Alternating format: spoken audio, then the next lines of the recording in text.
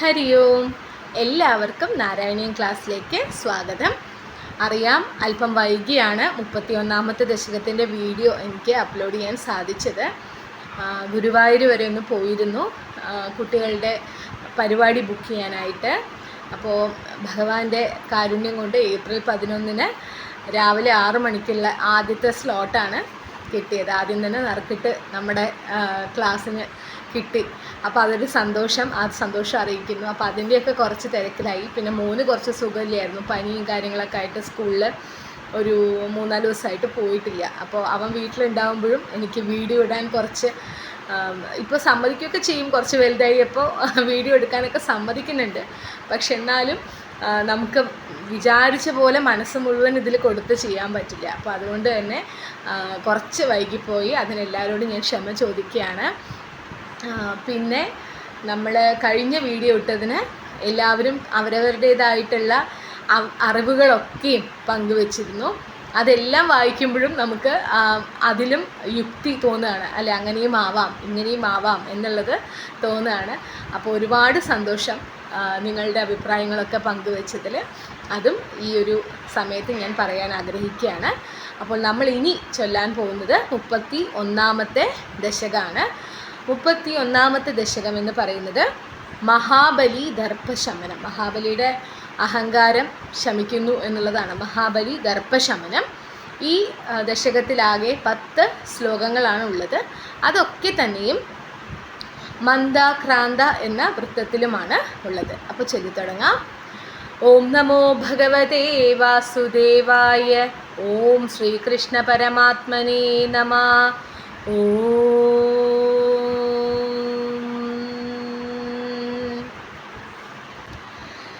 പ്രീത്യാ ദൈത്യസ്തവ തനുമഃ പ്രേക്ഷണാത് സർവഥാപി ത്വാമാരാധ്യന്നചിതരജയന്നഞ്ജലിം സഞ്ജഗാത. മത്തഃ Kim തേ സമഭിലഷിതം വിപ്രസൂനോ വദത്വം വിത്തം ഭക്തം ഭവനമവനീം വാപി സർവം പ്രദാസ്യേ.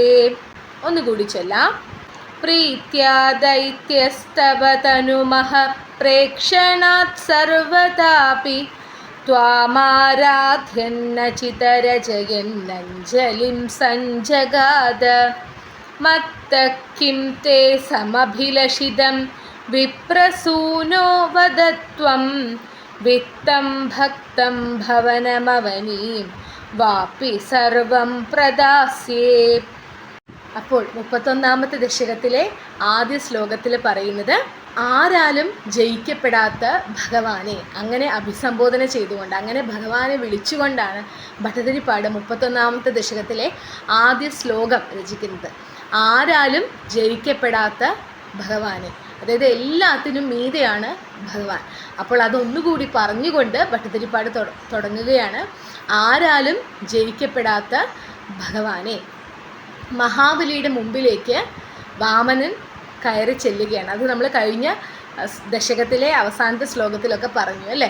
അങ്ങനെ വാമനൻ വരുന്നതും വാമനൻ്റെ കാല് കഴുകി മഹാബലി ആ വെള്ളം ശിരസിലൊഴിക്കുന്നതും, അത് ഭട്ടതിരിപ്പാട് പറയുന്നത് ഒരു അസുര ചക്രവർത്തിക്ക്, ഒരു അസുരന് അത്രയും ഭാഗ്യം കിട്ടിയെങ്കിൽ എനിക്കതിൽ കുറഞ്ഞൊന്നും ലഭിക്കാൻ സാധ്യതയില്ലല്ലോ ഭഗവാനെ എന്ന് പറയുന്നത്, അല്ലേ? അവിടെയാണ് നമ്മൾ പറഞ്ഞു നിർത്തിയത്.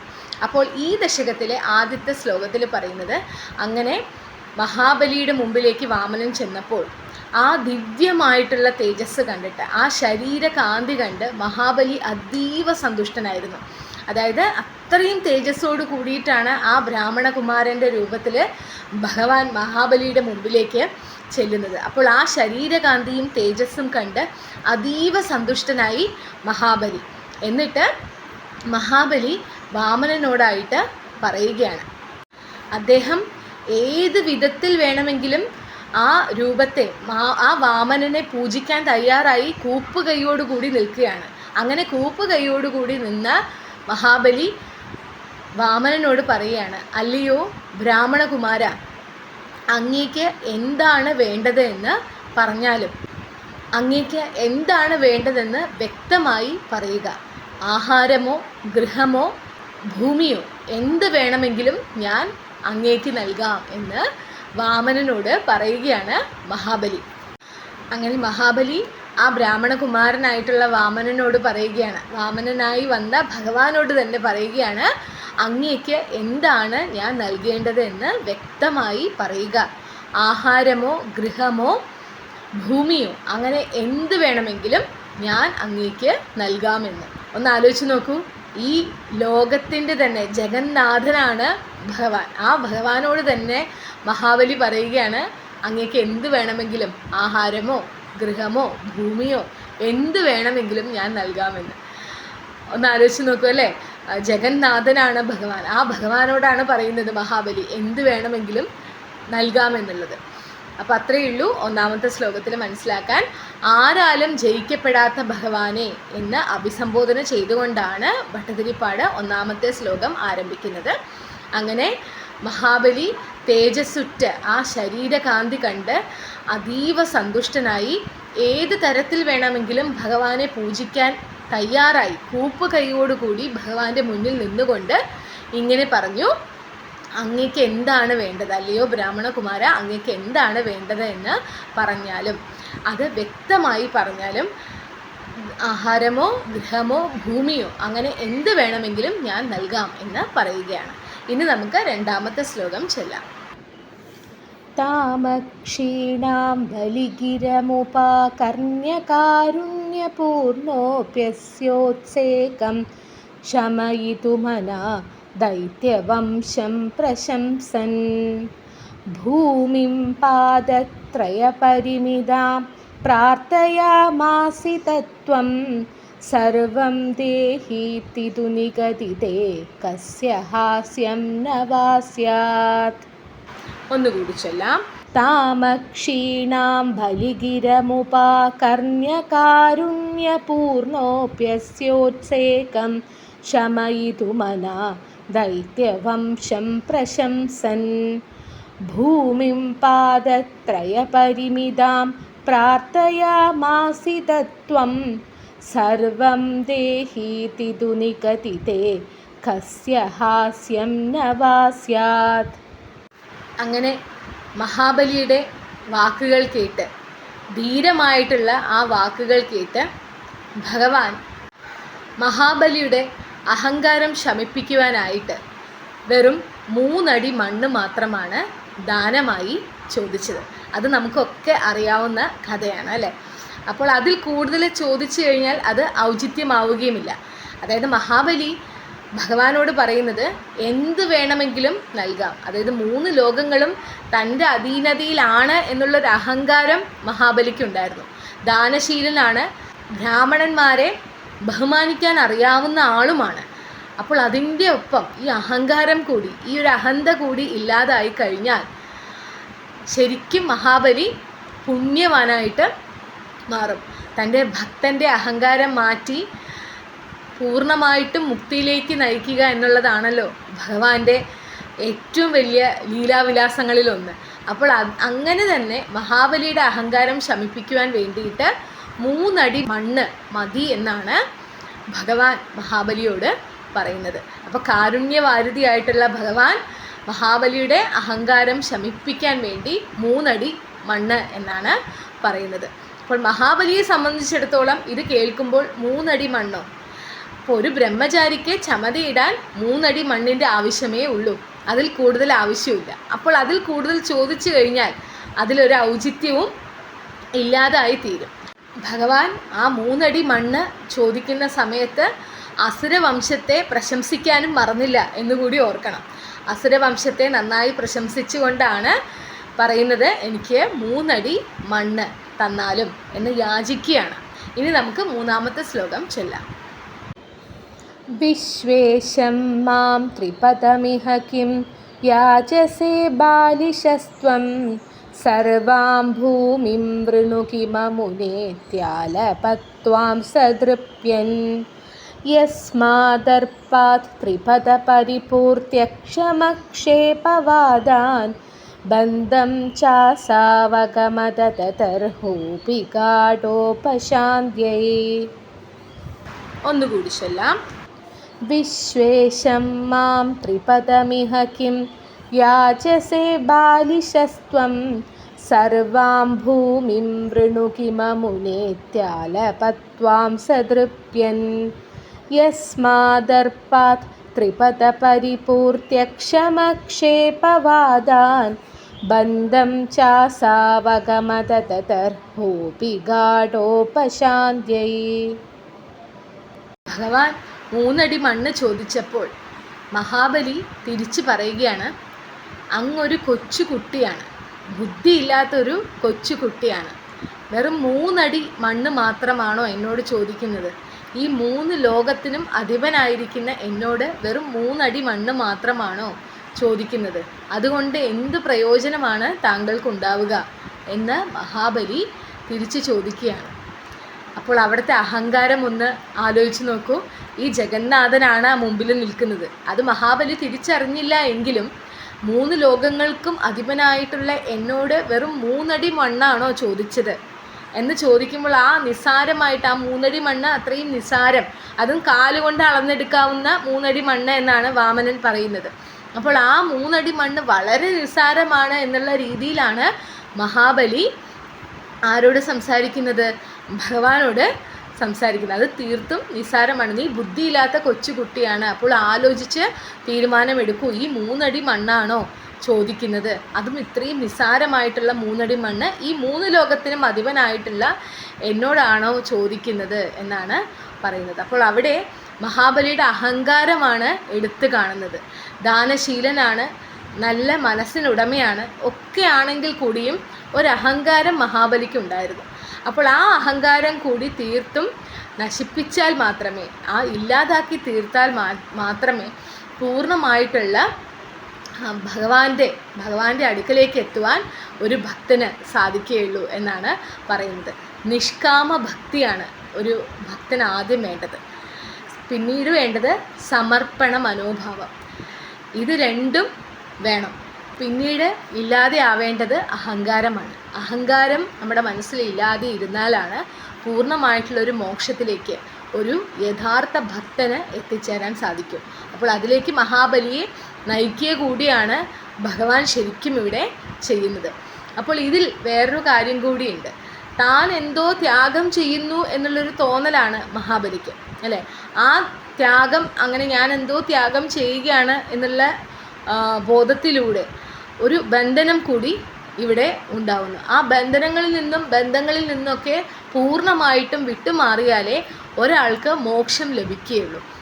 അപ്പോൾ അതിൽ നിന്ന് കൂടി ആ മഹാബലിയെ, ആ അഹന്തയിൽ നിന്നും അഹങ്കാരത്തിൽ നിന്നുകൂടി മഹാബലിയെ വേർപെടുത്തി എടുക്കുവാൻ വേണ്ടിയാണ് ഭഗവാൻ അറിഞ്ഞുകൊണ്ട് തന്നെ കാലുകൊണ്ട് അളന്നെടുക്കാവുന്ന 3 അടി മണ്ണ് ചോദിക്കുന്നതും അതിലൂടെ ആക്ഷേപിക്കുന്ന രീതിയിൽ തന്നെ എന്ന് നമുക്ക് വേണമെങ്കിൽ പറയാം, അല്ലേ? നീ ബുദ്ധിയില്ലാത്തൊരു കൊച്ചു കുട്ടിയാണ്, നീ 3 അടി മണ്ണ് കൊണ്ട് നിനക്ക് എന്ത് പ്രയോജനമാണ് ഉണ്ടാവുന്നത് എന്നൊക്കെ ചോദിക്കുന്നതിലൂടെ ഒരു ചെറിയൊരു ആക്ഷേപവും അവിടെ വരുന്നുണ്ട്. അപ്പോൾ ഇതിലൊക്കെ കൂടി ശരിക്കും പറഞ്ഞാൽ മഹാബലിയെ ക്ലെൻസ് ചെയ്തെടുക്കുക എന്നുള്ളൊരു പ്രക്രിയയ്ക്കാണ് ഭഗവാൻ തുടക്കമിട്ടത് എന്നാണ് പറയുന്നത്. ഇനി നമുക്ക് 4ാമത്തെ ശ്ലോകം ചൊല്ലാം. പാദത്രയ്യായതിനമുദിതോ വിഷ്ടപൈർനാപി തുഷ്യേതിത്യുക്തേസ്മിൻ വരദ ഭവതേ ധാതു കാമേ തതോയം ദൈത്യാചാര്യസ്തവ ഖലു പരീക്ഷാർത്തിന പ്രേരണാത്തം മാമാദേയം ഹരിരയമിതി വ്യക്തമേവാബഭാഷേ. ഒന്നുകൂടി ചൊല്ലാം. പാദത്രയ്യായതിനമുദിതോ വിഷ്ടപൈർനാപി തുഷ്യേതിത്യുക്തേസ്മിൻ വരദ ഭവതേ ധാതു കാമേ തതോയം ദൈത്യാചാര്യസ്തവ ഖലു പരീക്ഷാർത്തിന പ്രേരണാത്തം മാമാദേയം ഹരിരയമിതി വ്യക്തമേവാബഭാഷേ.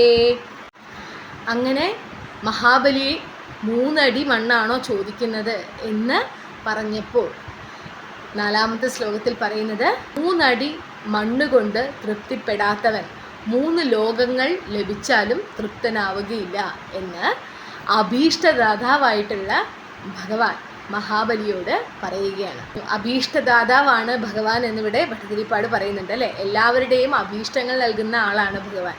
അപ്പോൾ ആ ഭഗവാൻ മഹാബലിയോട് പറഞ്ഞു, 3 അടി മണ്ണ് കൊണ്ട് തൃപ്തിപ്പെടാത്തവൻ ഒരിക്കലും 3 ലോകങ്ങൾ കിട്ടിയാലും തൃപ്തനാവുകയില്ല.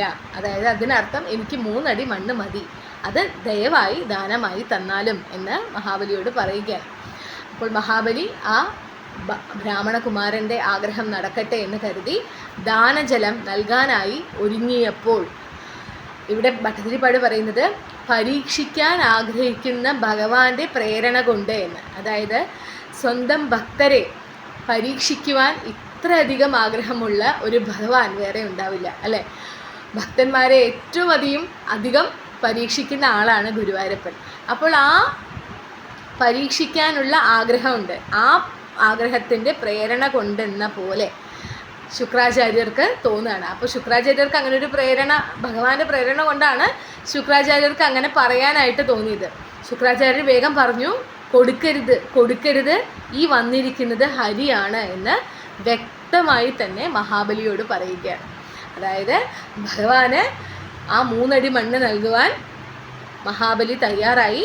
അങ്ങനെ 3 അടി മണ്ണ് ദാനമായി നൽകാനുള്ള, ദാനം ചെയ്യാനായിട്ടുള്ള ജലം നൽകാൻ തുടങ്ങിയ സമയത്ത് ശുക്രാചാര്യര് ഭഗവാന്റെ പ്രേരണ എന്നോണം എന്നിവിടെ ഭട്ടതിരിപ്പാട് പറയുന്നുണ്ട്, പറഞ്ഞു കൊടുക്കരുത്, ഈ വന്നിരിക്കുന്നത് ഹരിയാണ് എന്ന് വ്യക്തമായി തന്നെ പറഞ്ഞു എന്നുള്ളതാണ് 4ാമത്തെ ശ്ലോകത്തിൽ വിവരിക്കുന്നത്. ഇനി നമുക്ക് 5ാമത്തെ ശ്ലോകം ചൊല്ലാം. യാചത്യേവം യദി സ ഭഗവാൻ പൂർണ്ണകാമോസ്മി സോഹം ദാസ്യാമ്യേവ സ്ഥിരമിതി വദൻ കാവ്യശബ്ദോഭിദൈത്യൈ വിന്ധ്യാവല്യാ നിജദയിതയാ ദത്തപാദ്യായ തുഭ്യം ചിത്രം സകലമപി സപ്രാപയത്തോയപൂർവം. ഒന്നുകൂടി ചൊല്ലാം. യാചത്യേവം യദി സ ഭഗവാൻ പൂർണ്ണകാമോസ്മി സോഹം ദാസ്യാമ്യേവ സ്ഥിരമിതി വദൻ കാവ്യശബ്ദോഭിദൈത്യൈ വിന്ധ്യാവല്യാ നിജദയിതയാ ദത്തപാദ്യായ തുഭ്യം ചിത്രം സകലമപി സപ്രാപയത്തോയപൂർവം. അങ്ങനെ ശുക്രാചാര്യര് ഹരി തന്നെയാണ് ഇത് എന്ന് ഉറപ്പിച്ച് പറഞ്ഞപ്പോൾ മഹാബലി പറഞ്ഞത്, എല്ലാവർക്കും ദാനം നൽകുന്ന അഭീഷ്ടദായകനായിട്ടുള്ള ആ ഭഗവാൻ മഹാവിഷ്ണു തന്നെയാണ് എന്നോട് വന്ന് ഈ ദാനം ചോദിച്ചതെങ്കിൽ, എന്നോട് യാചിച്ചതെങ്കിൽ ഇതിൽ പരം ഒരു സ്ഥാനം എനിക്കിനി കിട്ടാനില്ല എന്ന് പറഞ്ഞ് ഞാൻ എല്ലാം കൊടുക്കുക തന്നെ ചെയ്യും. വിഷ്ണുവാണ് ഈ വന്നിരിക്കുന്നതെങ്കിൽ ഞാൻ എല്ലാം കൊടുക്കുക തന്നെ ചെയ്യുമെന്ന് ശുക്രാചാര്യരോട് പറഞ്ഞു. അപ്പോൾ ശുക്രാചാര്യർ കോപത്തിൽ ശപിക്കുകയാണ്.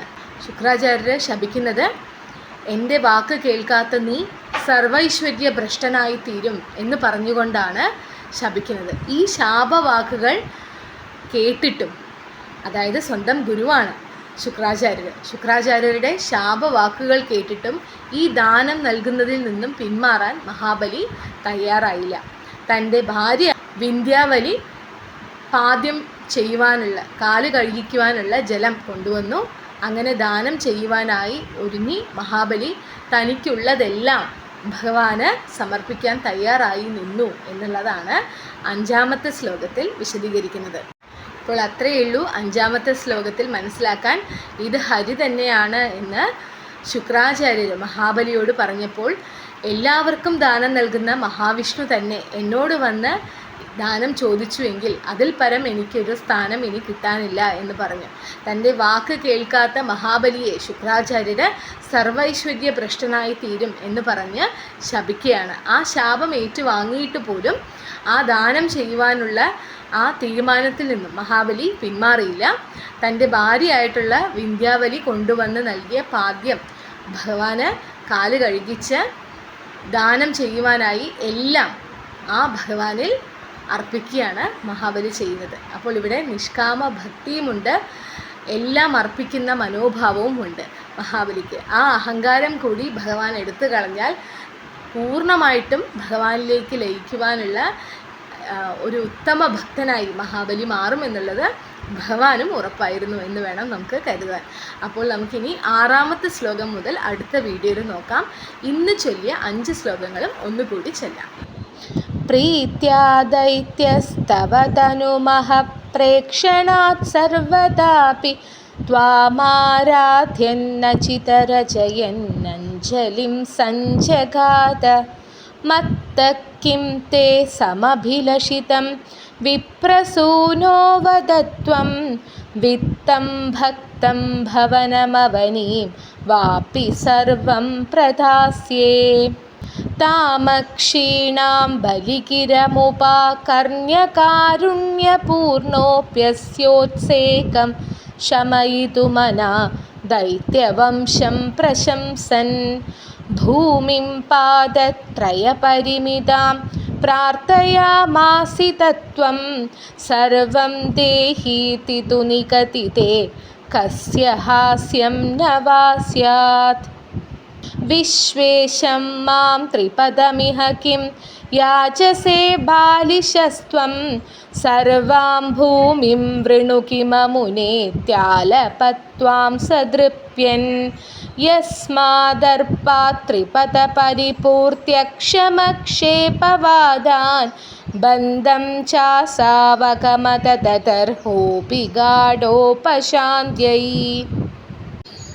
പാദത്രയ്യായതിനമുദിതോ വിഷ്ടപൈർനാപി തുഷ്യേതിത്യുക്തേസ്മിൻ വരദ ഭവതേ ധാതുകാമേ തതോയം ദൈത്യാചാര്യസ്തവ ഖലു പരീക്ഷാർത്തിന പ്രേരണാർത്ഥം മാമാദേയം ഹരിരയമിതി വ്യക്തമേവാബഭാഷേ